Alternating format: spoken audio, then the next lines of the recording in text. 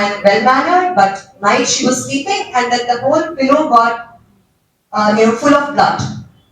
So the bleeding may not happen at the time when the child is putting his finger in the nose. It can happen later on.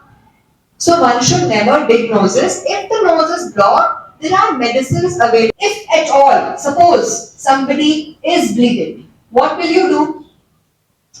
As students and as intelligent students, you should know one fact, and you should please go home and share it with your parents and family who do not know this.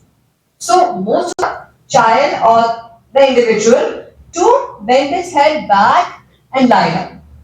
When we bend our head back, like that, lean back, what happens is the blood doesn't stop. The blood trickles down from the nose to the throat and goes into your tummy. And then it can either come out in the vomiting or it can pass down in the stool the next day. Okay? So what should be has happened? Then one should pinch the nose like this and bend forward. And when you bend forward, pinching the nose, then you have to breathe. Right? Opening the mouth. You have to open the mouth like yeah. So there are a lot of people who don't know this fact. What they do is they bend their head back. मेरा नाम doctor Amit Dagar है। मैं समर्थ hospital Gurgaon sector 5 का director हूं और आज मैंने GAV school में आज विज़िट किया है और यहाँ पे छात्रों के संबंध में जो जर्नल हेल्थ के बारे में आज मैंने विशेष तौर से बच्चों से बातचीत की और उसमें कई महत्वपूर्ण जानकारियाँ उनके साथ साझा की। और आज मुझे यहाँ आने का सौभाग्य, जो मुझे निमंत्रण मिला था, मेरे अति विशिष्ट मित्र और यहाँ के संस्थापक धर्मेंद्र कौशिक जी ने मुझे ये सौभाग्य प्राप्त कराया कि मैं आज आके बच्चों से इस बारे में बातचीत कर सकूं। बच्चों को किस तरीके से आपने कुछ गाइड किया, थोड़ा बताएंगे? बच्चों को जनरल हेल्थ कैसे रखना है, क्योंकि सर्दी का मौसम है। अक्सर आपने देखा होगा छोटे बच्चों के लिए ये बहुत ही एक सेंसिटिव चेंज होता है एनवायरनमेंट में, वेदर में, जिससे उनको कोल्ड, कफ और इस फीवर आने की बहुत सारी एलर्जिक डिजीज़ स्टार्ट हो जाती हैं, स्किन डिजीज़ स्टार्ट हो जाती हैं। तो उस बारे में कि उनको क्या सावधानी बरतनी चाहिए बच्चों को, मैंने इसके बारे में काफ़ी जानकारी बच्चों के साथ साझा की है।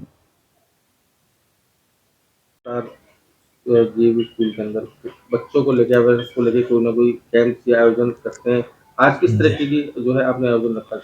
जी नमस्कार, मैं Dharmendra Kaushik, director GAV public school.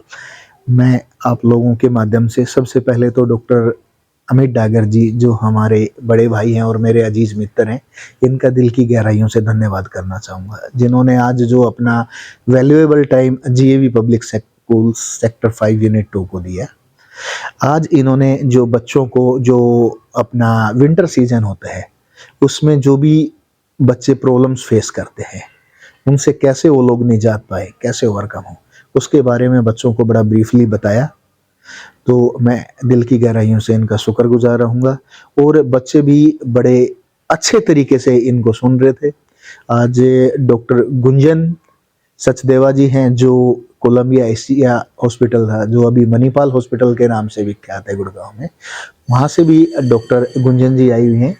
तो उनका भी एक हेल्थ टॉक शो चल रहा है जो बच्चों के साथ 2 आवर्स का रहेगा। तो मुझे उम्मीद है कि बच्चे इतने सीनियर मोस्ट डॉक्टरों से रूबरू होके मीन्स अपनी सेहत में काफ़ी सुधार लेके आएंगे और एक जो उनका गोल है उसको अचीव करेंगे। मैम, जीएवी पब्लिक में हेल्थ कैंप लगाए हुए हैं, क्या कुछ बच्चों को आपने बताया? मैं doctor Gunjan Sachdeva, senior consultant ENT surgeon and specialist, Manipal hospital में हूँ। मुझे आज जीएवी स्कूल में एक हेल्थ टॉक के लिए बच्चों को हेल्थ टॉक के और ईएनटी के बारे में इंफॉर्मेशन और नॉलेज देने के लिए बुलाया गया, जिसके लिए मैं दिल से आभारी हूँ सर का, मैम का, to the management, everybody.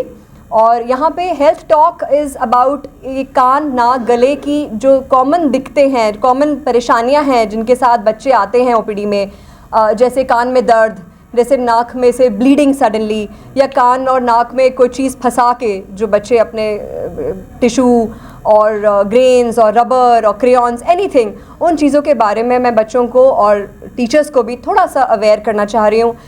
Most commonly जैसे नाक से अगर ब्लीडिंग होती है तो बहुत सारे लोग ऐसे करते हैं कि वो अपना हेड पीछे टर्न करके वेट करते हैं, उससे ब्लीडिंग रुकती नहीं है।